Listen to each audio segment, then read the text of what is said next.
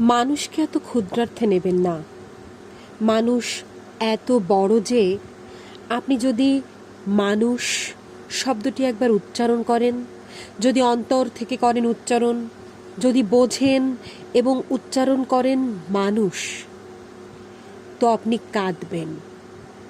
আমি মানুষের পক্ষে, মানুষের সঙ্গে এবং মানুষের জন্যে, হ্যাঁ, মানুষের মুক্তির জন্য নিরঞ্জন মিছিল করত। আমি শুনেছি নিরঞ্জন বলছে, তুমি দুষ্কৃতী মারো, বাঙালি মারো, হিন্দু মুসলমান মারো, গেরিলা তামিল মারো, এভাবে যেখানে যাকেই মারো না কেন, ইতিহাস লিখবে যে এত মানুষ মরেছে। বড়ই করুণ এবং বড়ই দুঃখজনক।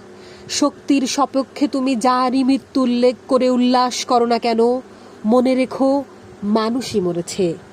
এই ভয়ঙ্কর সত্য কথা নিরঞ্জন বলেছিল, মিছিলে হাত উঠিয়ে বলেছিল, এভাবে মানুষ মরা চলবে না, মানুষকে বাঁচতে দাও।